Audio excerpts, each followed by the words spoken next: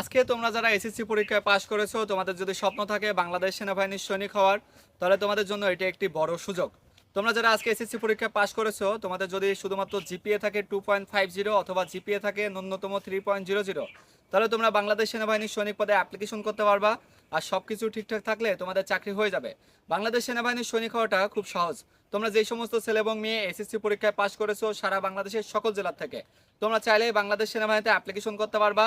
আগামী ডিসেম্বর মাসে নতুন বাংলাদেশ সেনাবাহিনীর একটি সৈনিকের সার্কুলার প্রকাশিত হবে, যেখানে তোমরা অ্যাপ্লিকেশন করলে তোমাদের যদি হাইট, ওয়েট, ফিজিক্যাল ফিটনেস এবং লিখিত পরীক্ষা, মৌখিক পরীক্ষা সব কিছু ভালো হয়, তাহলে তুমি বাংলাদেশ সেনাবাহিনীর সৈনিক হতে পারবা খুব সহজেই। আজকের এই ভিডিওতে তোমরা এই এসএসসি পরীক্ষায় পাশ করে কিভাবে বাংলাদেশ সেনাবাহিনীর সৈনিক হবা, কিভাবে তোমার স্বপ্ন পূরণ করবা, তোমার বাবা মায়ের স্বপ্ন পূরণ করবা এবং নিজেকে দেশ সেবা অংশগ্রহণ করাবা, সেই সমস্ত কিছু তুলে ধরবো। সেহেতু ভিডিওটা খুবই গুরুত্বপূর্ণ, স্কিপ না করে সম্পূর্ণ ভিডিও দেখলেই তোমরা খুব সহজে বুঝতে পারবা কিভাবে বাংলাদেশ সেনাবাহিনীর সৈনিক হতে পারবা, সেই সমস্ত কিছু ধাপ। চলো শুরু করা যাক। তো প্রথমে আসা যাক, তোমরা যারা এসএসসি পরীক্ষায় পাশ করেছো, আমি প্রথমে বলেছি তোমরা এসএসসি পরীক্ষায় যদি জিপিএ পাও 2.50 অথবা 3.00, তাহলেই তোমরা বাংলাদেশ সেনাবাহিনীর সৈনিক পদে যোগদান করতে পারবা। এখন কিছু তোমাদের যোগ্যতা প্রয়োজন, যেগুলো বাংলাদেশ সেনাবাহিনী হওয়ার জন্য প্রয়োজন, সেগুলো আমি তোমাদের কাছে তুলে ধরি। তোমার সাথে এবার মিলিয়ে নিবা যে তুমি সেনাবাহিনীর সৈনিক হতে পারবা কি না। প্রথমত, তোমাকে অবিবাহিত হতে হবে। আমি মনে করি তোমরা সকল ছেলে এবং মেয়ে অবিবাহিত আছো। দ্বিতীয়ত, তোমাদেরকে সাঁতার জানতে হবে। আমি মনে করি তোমরা অনেকেই সাঁতার জানো।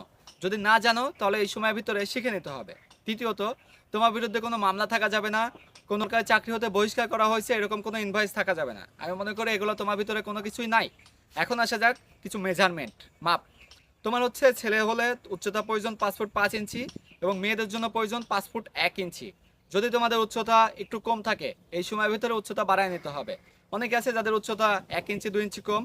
মাঝখানে সময় আছে, আগামী ডিসেম্বর মাসে সেনাবাহিনীর সৈনিক পদে নতুন সার্কুলার প্রকাশিত হবে। এই সময়ের ভিতরে একটু ফিজিক্যাল এক্সারসাইজ করো। পাশাপাশি তোমরা যদি উচ্চতা বাড়াতে চাও তাহলে ইন্ডিয়ান লং লুক সেবন করো। তাহলে দেখো এই সময়ের ভিতরে তোমাদের উচ্চতা বৃদ্ধি পাবে এবং তোমরা সেনাবাহিনীর সৈনিকের মাঠের জন্য ফিটনেস অর্জন করতে পারবা এবং পরবর্তী মাঠে গেলে তোমাদের চাকরি হবে।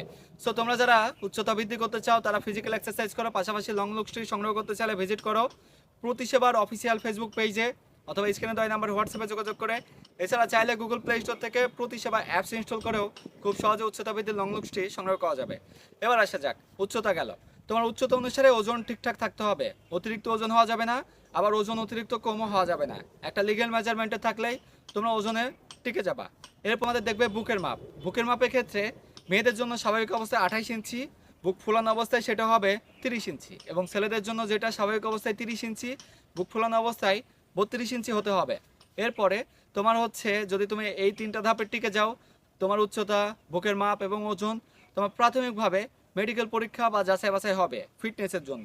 সেখানে দেখবে তোমার শরীরে কোথাও কাটা দাগ আছে কিনা, কোথাও ফাটা দাগ আছে কিনা, তোমার দুই হাঁটুর মাঝখানে লেগে যায় কিনা, পায়ে ভেরিকেজ ভেইন আছে কিনা, তোমার মুখে অতিরিক্ত ব্রণ আছে কিনা, তোমার শরীরে অতিরিক্ত ঘেমে যায় কিনা, শরীরের সক্ষমতা কতটুকু, চুল পেকে যাচ্ছে কিনা, নখের সমস্যা আছে কিনা, বাহ্যিক দৃষ্টির দিক দিয়ে একটা স্বাভাবিক মানুষ যেমন হওয়া উচিত তোমার ফিটনেসটা তেমন আছে কিনা, এগুলো যাচাই বাছাই করবে। ব্যাস, তুমি যদি এই প্রাথমিক মেডিকেলে টিকে যাও তাহলে তোমার সেখানে হবে লিখিত পরীক্ষা।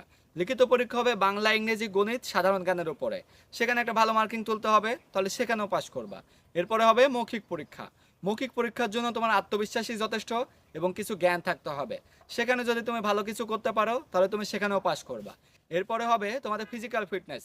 ফিজিক্যাল ফিটনেসের ক্ষেত্রে সেখানে দৌড়াতে দেবে 500 মিটার, সেখানে 20টা পুশ আপ হবে, সেখানে সিট আপ গেট আপ হবে, সেখানে বিম হবে, সেখানে সুইমিং টেস্ট হবে। সেখানে তোমার আরও কিছু যাচাই বাছাই করে নেওয়া হবে, যেটাতে বোঝা যাবে তুমি একজন সৈনিক হওয়ার জন্য যোগ্য। আমি মনে করি তোমরা অধিকাংশ ছেলে এবং মেয়েই এই যোগ্যতার অনেকটাই কাছাকাছি আছো। অনেকেই এই যোগ্যতার কাছাকাছি নাই, কারণ তোমরা একেবারেই নতুন। তোমরা সেনাবাহিনী সম্পর্কে একেবারেই কিছু জানো না। তোমরা ভাবছো যে আমি আমার যোগ্যতা কিভাবে অর্জন করব, কিভাবে বাংলাদেশ সেনাবাহিনীর সৈনিক হব।